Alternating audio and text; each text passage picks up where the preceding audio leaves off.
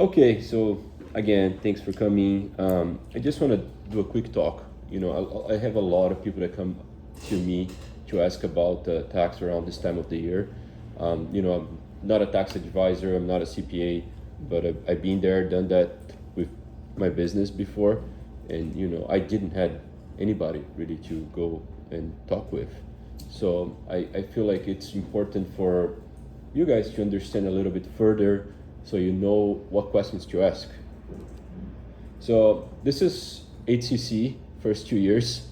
I think it's easy for you to walk in over here and say, oh, wow, it's easy for you to talk tax now because you have a CPA, you have everybody around you to help you out. But the reality is in 2016, our sales were $9,000. I was living out of my wife's paycheck. 2000, my girlfriend at the time. At 2017, our sales were a little bit better, $110,000. And we grew from there. So, and really quickly, I realized that one of our large expenses, as we grew, would be tax, right? So that said, you don't want to not pay your tax, you don't want to not file your tax, you want to do everything legal, but there is a lot of things you can do to reduce your tax liability following the tax code. So first year, very important. I think a lot of people start a business and think they can deduct anything, but there's a lot of cost to start a business, right? So right away, the IRS lets you deduct $5,000 of immediate deduction if you had anywhere up to $50,000 or less. So if it's your first year doing business, you should take advantage of that. Receipts, right? Very important. Save your receipts because if there is ever an audit, you can show the receipts that you have. Mm-hmm.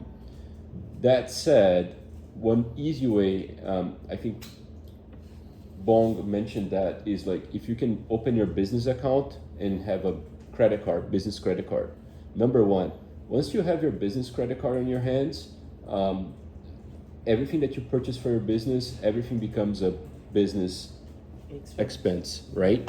So having a business credit card is key here. Or debit cards, if you sure. You cannot qualify. Yeah. I'll pass this one for the end if you guys still have some income. So deductions, right? Any equipment that you buy, anything that you buy, like toilet paper, paper towels, whatever you're using for cleaning, that is 100% deductible. Travel and meals. Last year was 100% on the meals that you had if it was a business meal. This year it will be 50, but if you guys are fighting for last year, anything that you spend, that you meet with your team, that you had dinner, maybe it's your family business, so you guys went out and you talked business during that dinner or during that lunch, you should use your business credit card for those. And it will be 100% deducted as of last year. This year will be 50% deductible. Professional fees, if you're gonna hire an accountant, you're gonna hire anybody, a lawyer, whatever you're gonna hire for your business, that's deductible, 100% deductible. Okay. So if you're self-employed, right, you can claim self-employed tax on the profits. I'm not really inclined to speak too much about this, but I would put this slide so you guys can do some research on that and bring that up to your CPA, and I'll be sharing these slides with you guys. So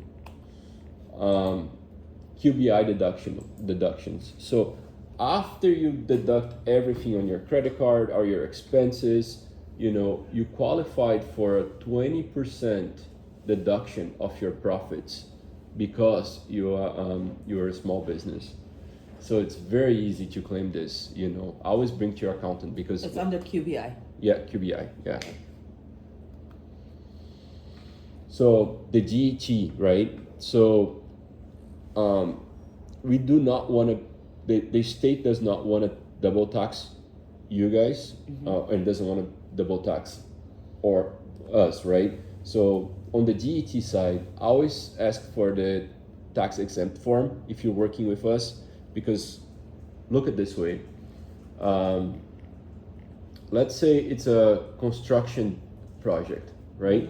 The construction company went on and bid on that project, and the bid was $100,000 plus tax to that building. So the construction company paid the $100,000 and paid the tax to the state already on that project.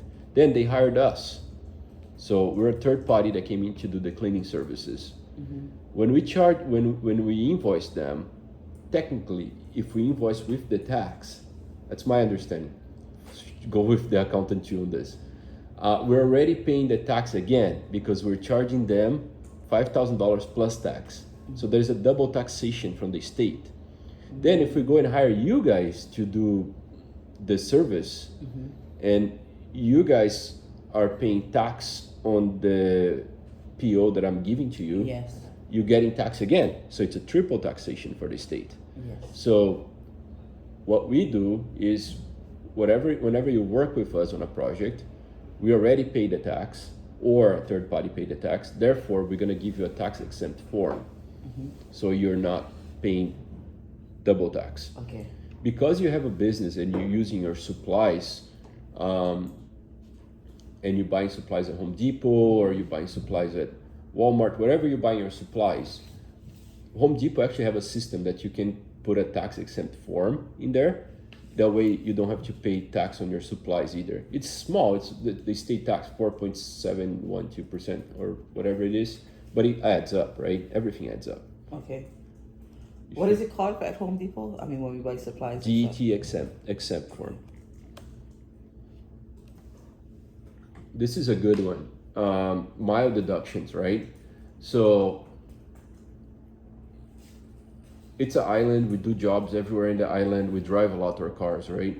So a great way to do it, kind of keep track of your mileage. Either beginning of the year, you can set up how many miles you have in your car, in your business car, and how many miles you have on your end.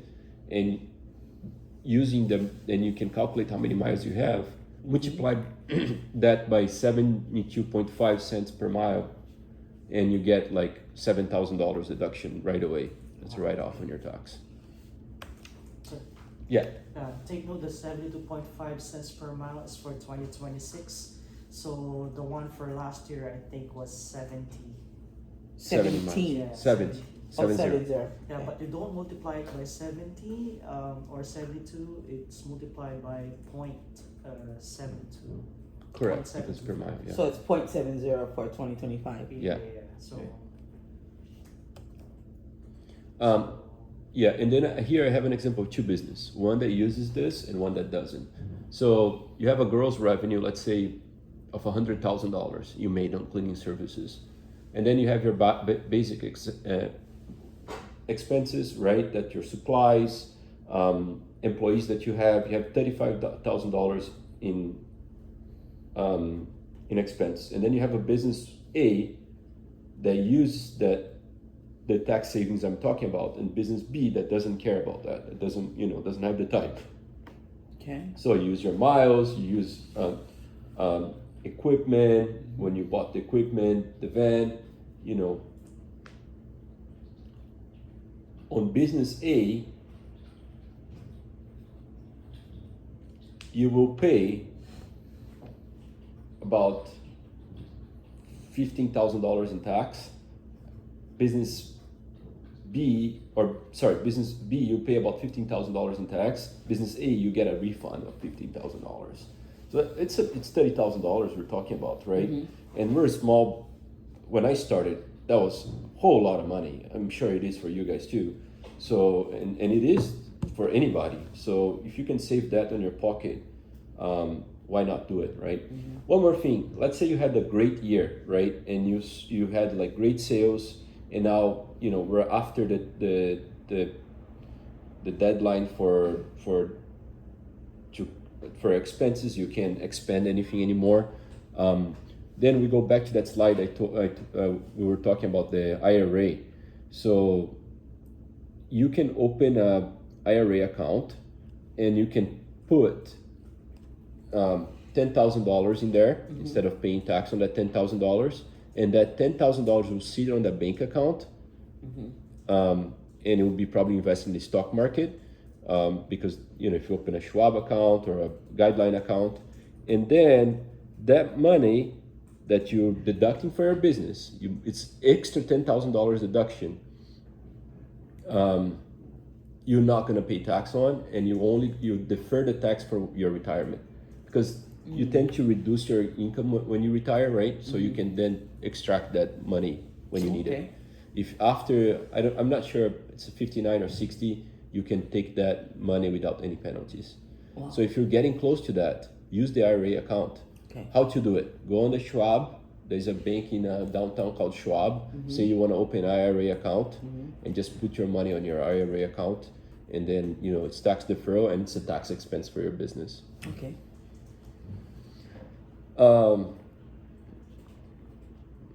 What else I'm missing?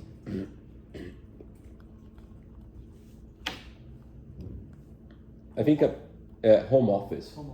Big one, home office. I didn't mention over here, but let's say you don't have an office like we do, right? So part of your house is where you do work from, right? You answer your phone calls, you call your employees or your contractors. So part of your rent, okay, it's based on your square feet. So let's say your office is 10% of your house, then 10% of your rent should be to do that. Let's say your house, your office is 30% of your house, then 30% of your rental should be your business expense.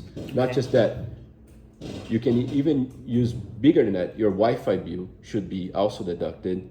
Your cell phone bill should be also deductible. The cell phone bill for anybody that works for you should be deductible. So all those expenses, they add on. Okay. You can also do a company event. Let's say you're going to have a party with your team members.